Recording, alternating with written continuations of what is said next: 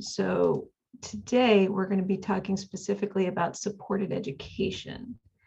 And so just real briefly, I want to make sure we talk about the importance of education in school. I think it's something that we all sort of know, but just to kind of set the stage, focusing specifically on supported education. What are those guiding principles? What does that look like specifically if you're working on a coordinated specialty care for individuals experiencing first episode? A lot of the conversation is going to really focus in on high school. When we look at a lot of the literature and a lot that's out there on supported education, there's a lot of focus on at that college level. I want to make sure we're also really paying attention to the high school level. So as a reminder, when we talk about first episode psychosis, we're hopefully familiar with the RAISE study. Goal of RAISE was to make sure people kind of get their lives back on track. When we think about the age group that we're talking about on track, and one of the initial primary outcomes for this is staying on track with education and employment. Those were the primary outcomes when they were first looking at this situation. It's always fascinating when we think about, the connection with goals. And so when we look at this as a small study of 63 people, but this is representative of a lot of other studies that are out there. If we look at kind of the way services are structured, we tend to focus on symptoms and side effects of medication. When you ask individuals what are their goals for themselves, number one, work and school, and we see kind of the social pieces out there too. So it's important that we really pay attention to what individuals really want and where they want their lives to go. So we want to start out with just a real quick poll question to get a sense of where you guys are at. And I'm relying on our wonderful Jamie Brewer to get this launched for us. So just take a couple seconds and just enter the best you can. What % of people, participants who are currently working with your team have at least graduated high school? And if you don't know, there's an I don't know, so that's okay.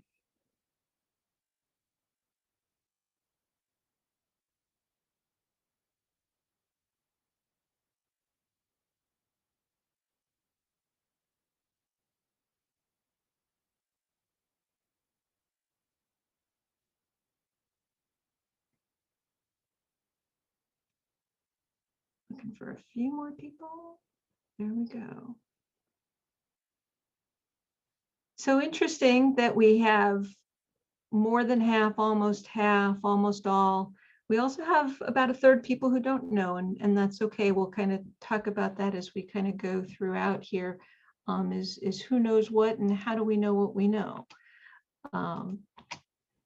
So again, if we think about people who are going to be in that early episode psychosis programming, we're looking at individuals in that late teens, early 20s, and that's the individuals that are likely to be in school or have school kind of happening when they're also experiencing those early episodes. So it's important that we think about that attending or completing school is developmentally appropriate for that age group. It's where people are first engaging with individuals. It helps them transition to employment. It's kind of expected and maybe essential part of recovery, staying on track and doing as much normal and strongest air quotes I can use as possible for that.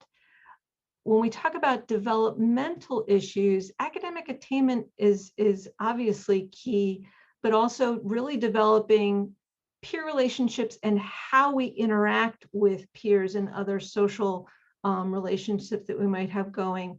Cognitive progress, so we'll talk a little bit about some of the cognitive symptoms that can go along with some of these conditions and how that kind of comes into play, as well as kind of emotional and behavioral navigating what that looks like and how we engage with the world, and physical and moral development. When someone is experiencing that first episode, it often disrupts their school. It can delay some of those developmental targets, so then can contribute to poor performance, which can then lead to high dropout rates. And I was really discouraged to see that over 4 million young adults don't graduate from college due to that early onset. So again, it really kind of helps us think about what people might need and where we need to go with that. They often underutilize any campus counseling services. There might be barriers due to finances that might come into play.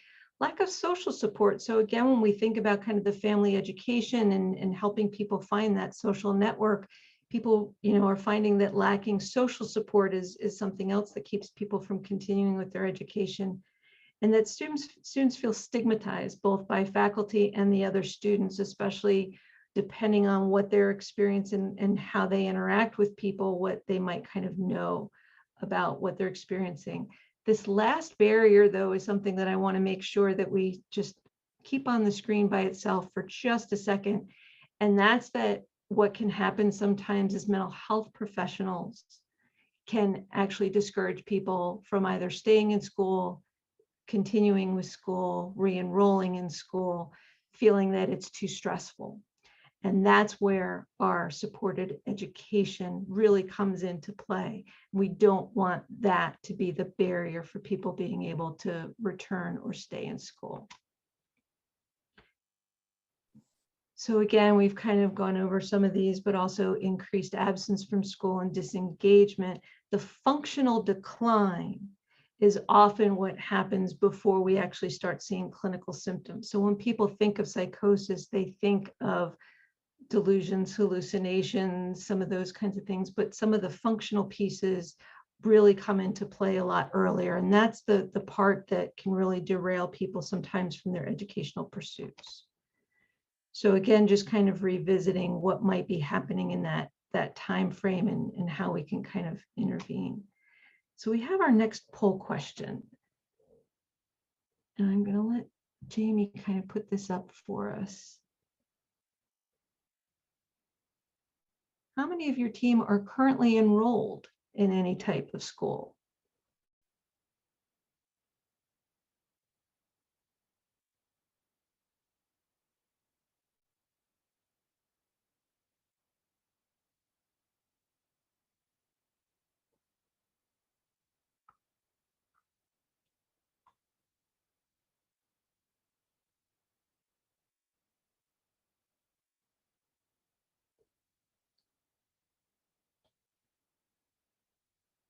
There we go. So we have less than 10% are currently enrolled. I'm sorry, 53% have less than 10% who are currently enrolled is our most common answer here. And so one of the things that I want us to kind of pay attention to over time is what are the reasons for that?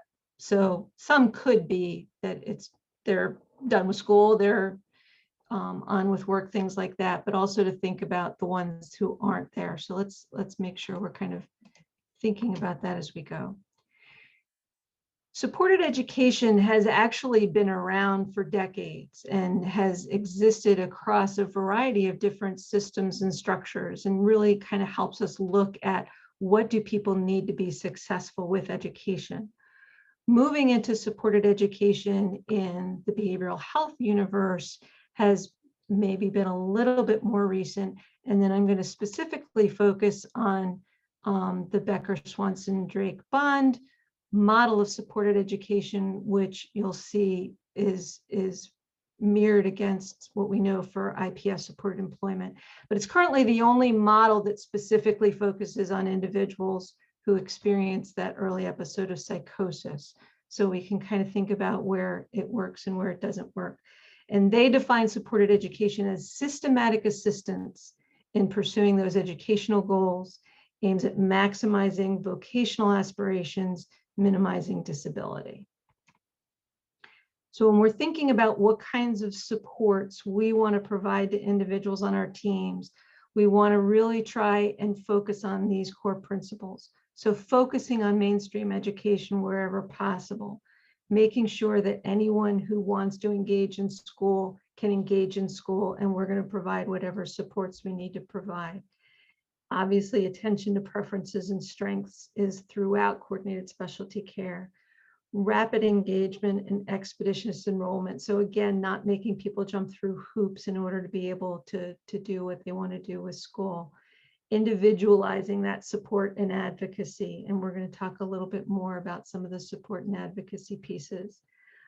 ongoing support once they're enrolled. So sometimes what can happen is we spend a lot of time helping people getting re-engaged, and then kind of we presume, okay, they're done, they're on their way. There's a lot that happens once someone's engaged or enrolled back with school, and to make sure that we're paying attention to those pieces as well. Partnering with mainstream education resources, integrating education and employment services. So this is another thing that I know some teams, the same person will do supported education and supported employment. Other teams, it's a split role. Sometimes it's based on where an individual is. The idea of integrating is making sure that we're helping the individual think about their school needs and their longer term kind of vocational goals and where they want to go. So we can make sure whatever education they're pursuing and whatever supports they're needing also integrates back into whatever those vocational goals are and where they want to go with work, as well as integrating back with the clinical services. And so making sure that the whole team really kind of knows what's going on and what the person needs. And obviously emphasis on natural supports and how we can help people kind of build those going forward. So what does this look like for someone who's in coordinated specialty care? Supported education is so much more than academics. And this is one of the things that we just need to make sure we're paying attention to. Is there's the academic pieces, and we want to pay attention to symptom management, helping individuals with medications and side effects. And we want to focus a lot on skill building. So we talk about skill building in a lot of different areas. And when we're talking about education, there's a lot of skills that people could really use the assistance with. Coping strategies, problem solving. I don't want to give anyone PTSD, but think back to your own educational pursuits and think about all the different things that come up when you have multiple assignments, when you have classwork going on, you have a pandemic that gets in the way. There's a lot of things that can go on. And so really helping people kind of navigate and come up with the best skills and the best strategies so they can keep moving forward. Specifically, when we're talking about school and we're talking about this realm of early episode and psychosis, the cognitive symptoms are significant. And so sometimes we can see really good work and control on some of the positive symptoms, some of the mood symptoms. The cognitive symptoms can really get in the way. And so those could be memory, concentration, attention, kind of executive function, problem solving, and the social cognition. How do you navigate some of these relationships that you need to navigate in a school setting? So just reminding people that there's a lot of cognitive remediation pieces that can come into play for a coordinated specialty care team. Our team also wants to make sure that we're assessing and monitoring any of those educational challenges. Is the individual involved in class, in person? Are they remote? There was a lot of things that came up with our pandemic as far as some people challenged with remote. I would also check in with folks because we have some individuals that actually thrived in that remote environment. And so as schools transition back into in person as we move forward in the pandemic, let's engage with individuals and see if they prefer the in-person or if they did better with remote, and see there might be some opportunities and options to stay in a remote environment if that's what worked. Making sure that we're aware how they're doing. Are they going to class? Are they going to all of their pieces? And what are some of the social needs? So what are the pieces if they got their social needs met when they were in person and now that we're remote, how can we help them navigate that? And so really thinking about education and advocacy in addition with accommodations and supports. So we have another poll question to try and find out where folks are with those accommodations and supports. I'm curious knowing how many on your team are currently all remote, all in person, hybrid, or you're not quite sure.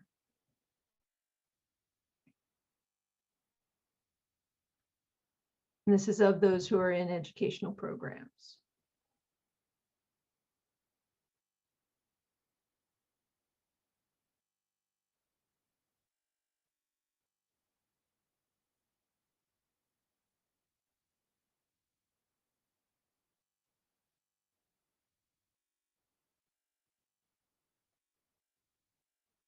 And so we see most are in hybrid situations, but we also have a fair amount that are in that all remote. And I'm going to kind of come back to this don't know question after our next poll.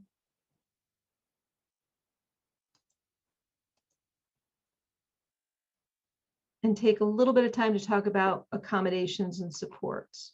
So when working with someone and helping them figure out if they want to pursue formal supports or not, it's important to make sure we help them understand what are the pros and cons of that. Especially when someone's in college and university, there's stronger conversations to be had. But there are some times when someone might not pursue formal supports if the team is able to help supporting their education without having to go through. And when I say formal supports, we're talking about either individualized education plans, IEPs, or 504 plans. And so again, not all students who have a disability, whether it's emotional, physical, mental, require that specialized instruction. So really kind of thinking about what someone might need. In that post-secondary area, that's where someone would go with official registration. If they decide they want to go that route, they can still choose who they share that letter of accommodation with. So sometimes someone will want to share that with every professor, sometimes not. Sometimes it might be at the beginning of class, maybe just when they start to have problems. There are some professors who will work with students without that official registration. It does give some protections in some areas that can really help support individuals. So it's always a conversation. It's always making sure that we're helping people understand the advantages and disadvantages. So we'll have kind of our last poll question of our session.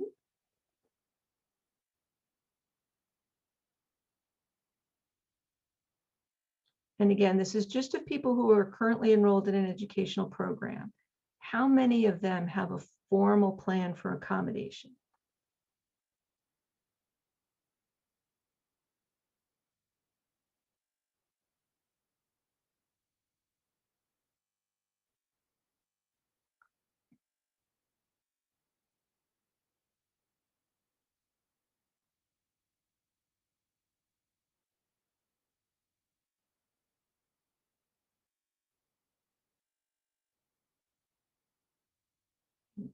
A few more seconds for people. Okay.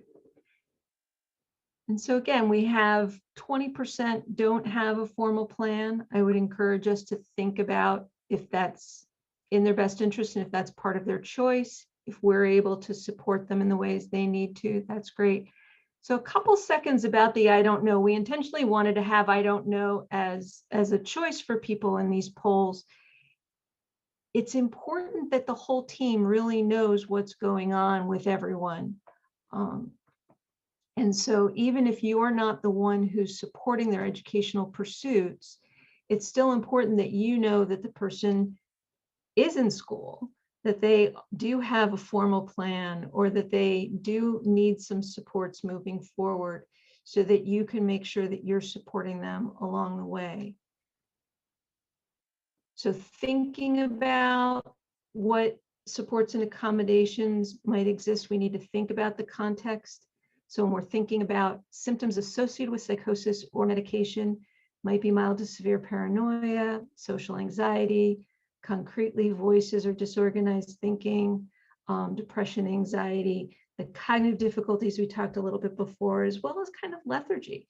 So going back to kind of that mild to severe paranoia and thinking in the social world, I'll share an experience of someone I worked with who had the delusion that his roommates were stealing his shoes. So this had nothing to do with his school performance. He was actually doing very well. He had a 3.9 in his classes, but he was very paranoid they were stealing his shoes. And it really led to a lot of conflict in the dorm room. It led to then being anxious when he was in class because he thought people would see that his shoes had been missing, things like that. So again, thinking about outside of the direct academics, what are some other supports that someone might need? Also, some common challenges and barriers might be that unpredictable course and impact of the illness, might be some sudden or unexpected acute episodes, those interpersonal challenges, as well as academic and environmental challenges. And the choice to disclose or seek formal accommodations doesn't mean that supported education supports stops. So we always want to make sure that we're working on skill building, coping strategies, problem solving with individuals. Oh, I guess there is another poll question. Sorry about that. I thought we had our last poll question. Maybe we'll just, in the interest of time, we'll move on to the final piece here. And this is our challenge to you, either as you're introducing yourself as part of the ECHO here, or when you're in your next team meeting or future team meetings. Really think about what reasonable accommodations for someone who experiences a first episode in high school could look like. And so often schools have standard sets, if you will. If someone has visual impairment, hearing impairment, maybe some behavioral impairment, but thinking about that first episode of psychosis and what supports could your team provide. So I look forward to hearing what you guys come up with on that.